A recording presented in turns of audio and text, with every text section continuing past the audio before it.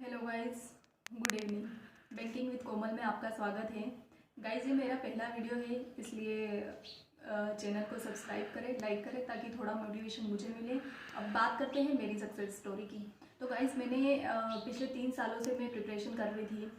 मैंने सारे एग्ज़ाम्स दिए हैं, like SBI, IBPS, bank of Baroda, IDBI, बाकी बैंक के सारे एग्ज़ाम मैंने दिए हैं। तो मुझे पिछले 3 सालों का एक्सपीरियंस है। तो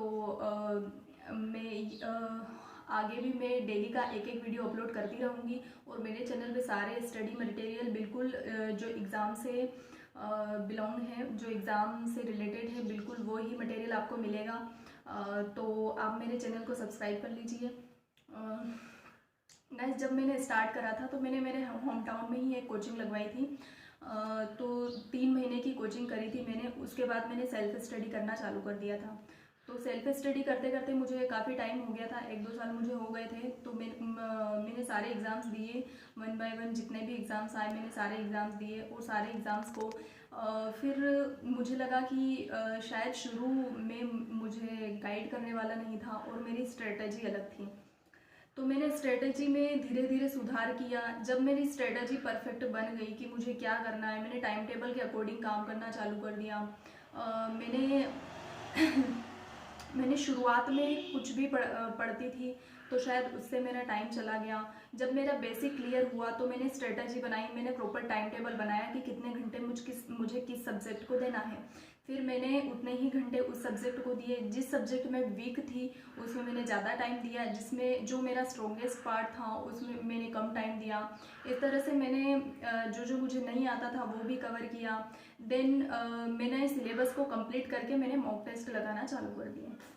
तो गाइज, अगर कुछ लोग ऐसा सोचते हैं कि हम प्री एग्ज़ाम को क्रैक कर ले उसके बाद हम मेंस की प्रिपरेशन करेंगे, तो ऐसा पॉसिबल नहीं है। क्योंकि आपको शुरू से ही सारे सारे सब्जेक्ट को लेकर चलना होगा। मैंने जो पहली गलती करी वो ये की कि मुझे लगता था कि एटलीस्ट मैं प्री क्लियर कर लूँ तो मुझे थोड़ा कॉन्फिडेंस आ जाएगा, उसके बाद मैं मेंस की प्रिपरेशन करूँगी और उसके बाद मैं मेंस को क्लियर करूँगी।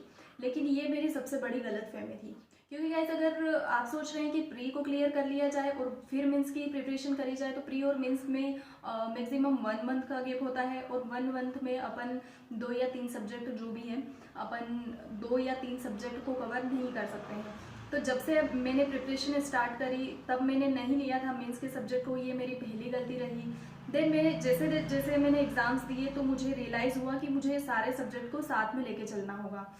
तो मैंने प्री के साथ ही मैंने मेंस के सब्जेक्ट भी पढ़ना चालू कर दिए। और करंट अफेयर को मैं डेली बेसिस पे पढ़ती थी। मैं करंट अफेयर को डेली शुरुआत में मैं 2-2 घंटे देती थी, लेकिन जब मैंने प्री का एग्ज़ाम दिया और हाँ, प्री के कुछ 1-2 महीने पहले मैंने करंट अफेयर को ज़्यादा टाइम देना चालू कर दिया। फिर मैं करंट अफेयर और पूरा बैंकिंग को कम से कम 3 से 4 घंटे दिन के देती थी।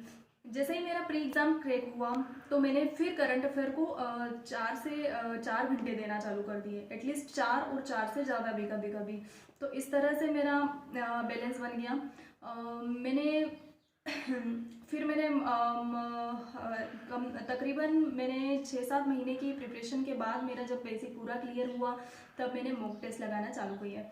मॉक टेस्ट में शुरुआत में काफ़ी कम नंबर आते हैं, सबको आते हैं। देन मेरे तो काफ़ी शर्मनाक नंबर आए थे फर्स्ट बार जब मैंने दिया था। तो कोई घबराने की ज़रूरत नहीं है। अगर आपके कम नंबर आ रहे हैं शुरुआत में तो कोई बात नहीं, धीरे धीरे आपका इंक्रीमेंट होता जाएगा।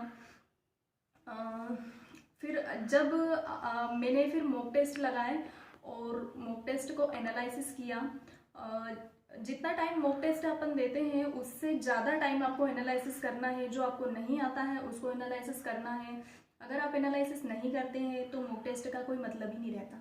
इसलिए आपको मॉक टेस्ट देना है, देन आपको उसको एनालिसिस करना है। मैंने भी वही किया, मॉक टेस्ट देन एनालिसिस। फिर ठीक है गाइस, तो मिलते हैं अपन कल एक नई वीडियो के साथ।